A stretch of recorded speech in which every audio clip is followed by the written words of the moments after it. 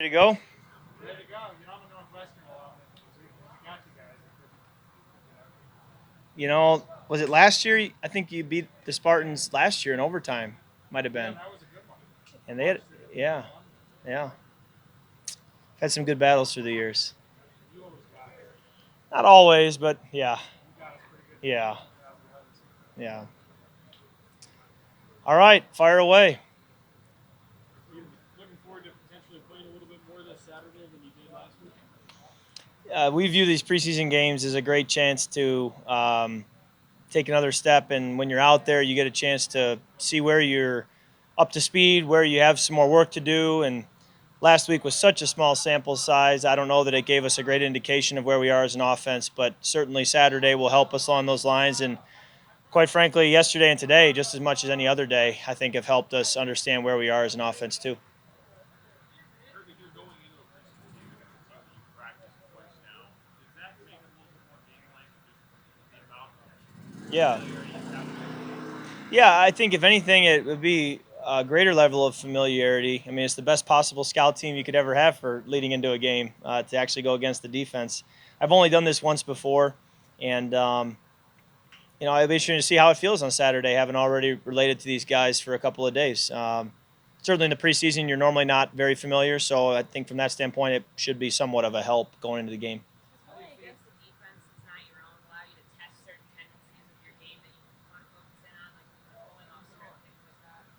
I think the key is that there are subtle differences in the defenses in terms of, you know, being more of a match coverage team, being more of a zone drop team with your eyes on the quarterback, and then what that does to my progressions and my reads and who ends up getting the ball. And we found yesterday there's probably a greater number of check downs, of settling for a completion as opposed to getting a home run because of the nature of their defense. And I think all of that is important. And even just making certain checks in the run game based on their fronts and understanding that this is a different look than our defense would give us. And so some of the runs that were really good for us against our defense aren't as good against their defense. And learning all that, it's a great reminder of why practice is so important every week during the season, because each defense has those nuances that if you're not on top of it, will make for a long day on Sundays. Kirk, what are your impressions of their defensive line specifically? Well, I obviously didn't have to block them, but you saw a couple bull rushes yesterday. They did a good job coming after us, and they've got names, they've got experience, they've got production. Certainly, that's where a lot of great defenses are founded, is on the defensive line, and I have a lot of respect for their group up front. Your first game at U.S. Bank Stadium, what are you most curious about? Yeah, it's interesting that I've been here for what seems like for a while now, and yet haven't really played in the stadium, and which is what we're here to do. But the little bit I've been there, it's a great facility, and I'm just so excited to hear the crowd and go through warm-ups and just get a feel for the game day dynamic. I'm sure it's going to be second to none in the NFL. The last time the Vikings played a game at U.S. Bank Stadium was the Minnesota Yeah, Miracle. Were you watching on TV? What was your thoughts on just kind of watching that or whatever? yeah. I was watching and was blown away like everyone else. The look on my face was probably similar to Everson Griffin's or some of the other guys on the field that night, and um, I think if nothing else, it should galvanize our fan base to be excited for this season and hopefully create many more moments similar to that in the year and years ahead. Where were you watching this at home? I was down in Atlanta. We were staying at my in-laws in the off season, and so we were just down there watching it with my family, and pretty much watched all the playoff games right there. Yeah, I know Spielman has said that you made up your mind, I guess, when you came here for the Super Bowl, and you wanted to kind of come here. That was obviously a couple weeks before, but were you thinking when you watched that, like, you might end up with the Yeah, Vikings? I remember watching the NFC Championship game, still not really feeling very. I was very wide open, had very open mind at that point. So even a week before that, I was really just watching the playoffs like anyone else, and like I had in previous years. And things did not come into focus at all until probably being here in early February. When you can use so many different personnel packages with the people that you have, you had that at times in Washington. What is the biggest advantage of being able to bring in two tight ends on one play, two Yeah, receivers? yeah. What's the biggest advantage you think? Well, I've always looked at personnel as an interesting part of football because defensive coordinators are always going to call their game plans off of personnel. I mean, that's what they have to go off of before they call their play, is what's the personnel on the field. That's really all they have to go off of besides down and distance. So that's the tools they use. And so anytime you can give them a personnel that doesn't tell them much, doesn't give them any insight, you're helping yourself. But some of the best teams I've been around have been teams that can sit in 11 or 12 or 21 personnel the entire game, never change it. And the defensive coordinator has no idea what's coming because you're just in the same personnel in multiple situations. I think the key is that you can vary your personnels, but if you become one dimensional when you're in each individual one, you're not really making it hard on the defense. So what's great is when you can be in a certain personnel grouping and a defense has no idea if it's run, pass, play action, screen, deep shot, check down. They just don't know because you can do so much from the individual groupings. Speaking of play action, did you see what Jalen Ramsey said about that? I didn't see what he said specifically about me. I had heard a little bit about what he had said about the quarterbacks in general, but as it pertains to me, I didn't see. But a little bit I know about him. I haven't played him in my career, but it seems like a great corner, and I was wanting him to be out here this week so we can get challenged by him. Unfortunately, it didn't happen. Kirk, what are the challenges of running RPOs for a quarterback? I think like any other play, it takes a feel, it takes reps, it takes time. And so the more you can put time on task and build a foundation of an understanding of the different looks and the challenges and how a defense tries to counter RPOs, the better off you are because then when you get into a game and you get a unique look, you can say, I've seen this before, I know what to do or how we answer it.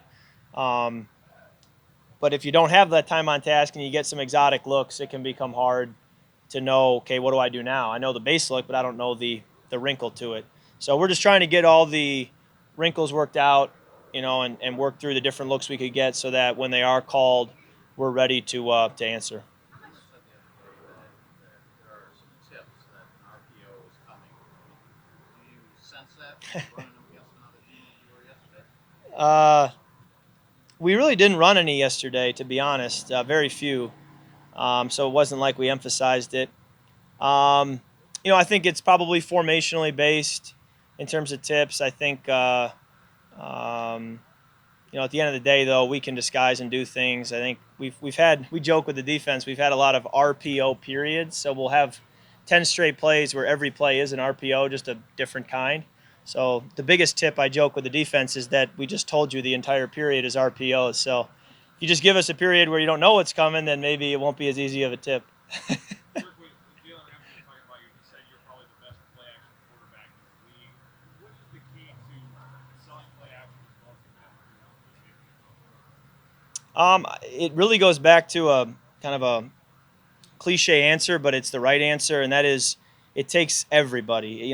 The game plan has to be good plays. You can run play actions, but if they're bad route concepts, poorly designed protections, you can have a great fake and have all the intentions of making the right throw, but it's not going to work. If the plays are designed correctly and then your protection is loose, guys aren't holding up, the running back, doesn't have a good mesh, then even as a quarterback, you can do all you want to do. It's not going to work. So when the line can protect, the concept is good, the running back has a great mesh, receivers can run with speed and create separation, that's when a play action offense can really be effective. And so it takes all 11 plus the scheme to really come together and make it work. How much does a pass rush slow down RPOs and kind of what you think as far as where your eyes are and the speed that Yeah, a good pass rush pretty much ruins everything an offense is trying to do. So you can throw out any element of offensive football. If you have a good rush, a stout defensive line, you can pretty much say that's going to stop whatever it is that we're trying to do. Um, in the RPO game, you do hope that the ball is out quickly enough that a rush isn't going to get home. But, a really good rush, maybe it can create some push and get the lineman in your lap, and then it's that much harder. Um, so that certainly can be a way to defend it. Kirk, in your estimation, how good of a running back duo can Latavius Murray and Dalvin Cook? Well, I think it's remains to be seen because we have such a small sample size from Denver, and then I just commented this morning to Coach Flip that it's really hard to evaluate our run game in practice because it's hard to know when a guy who is tagged off is he tackled, would he have gotten 3 or 4 more yards, would he have made him miss a run that's right up the middle that appears to be a 1 or 2 yard gain. If we get more push, is it 3 or 4 or 5 yards? So it's really hard to evaluate. And I think that's where preseason football and early season games become a better tool to see what we have there. But I like what we've done running the football. And when I watch those guys and see the way they move and the athleticism they bring to the table, I would like to think that we have the horses to do what we want to do in the run game. What kind of luxury is it as a quarterback Yeah. Rushed right down Harrisburg and won down for the pass. Yeah. I think the luxury you can look at that first drive in Denver, again, small sample size, but when you look at it, you say, all right, we had a penalty on a screen on second down, and now we're way behind the chains, backed up, and we hit a big run. And now we're back to first down again. And I never had to convert a third down. I never had to take a 7-step drop and rope a seam ball.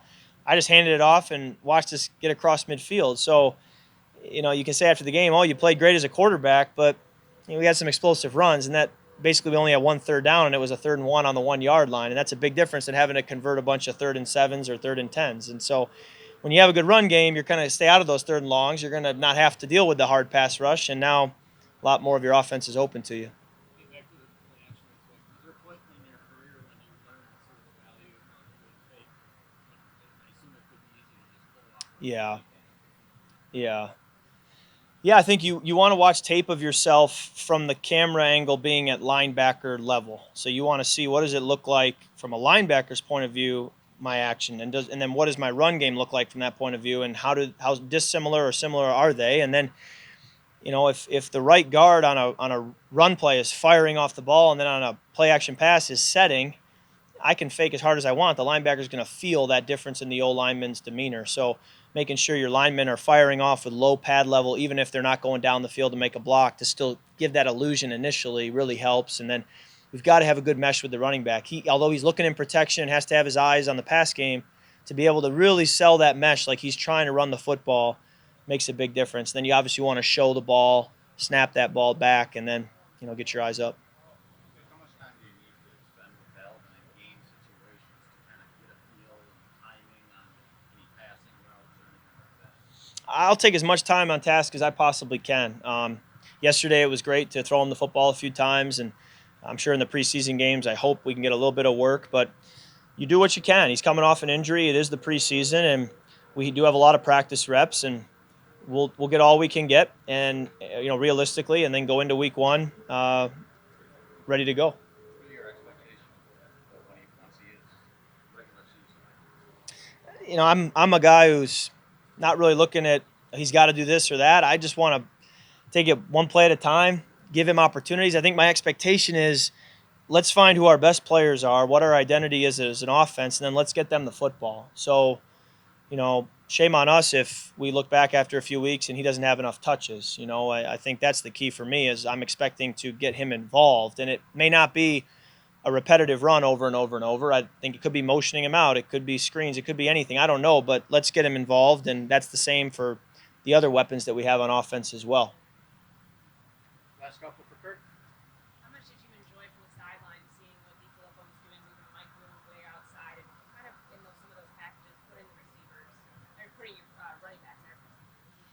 Yeah, I think, again, we want to accentuate what our guys do well, and much like I had said earlier about personnel groupings, if we can line up in a personnel grouping that would suggest run, and then we motion our running backs out of the backfield or an empty. I mean, that's NFL football today, where you're trying to do different things from similar personnel groupings, and the more versatile your players can be, the better off you are as an offense. And everywhere I've been, or the offenses I've played in, or the seasons I've had, we throw the ball to the running back quite a bit. So I don't expect it to be any different. And when you look at these defenses we're playing, many of them are zone dropping. They're taking away the intermediate throws, and they're forcing you to check the ball down, and then they're going to rally to make the tackle. And so you have to be patient, and typically those guys who are underneath as your receivers end up being your running backs. All right, thank you so much.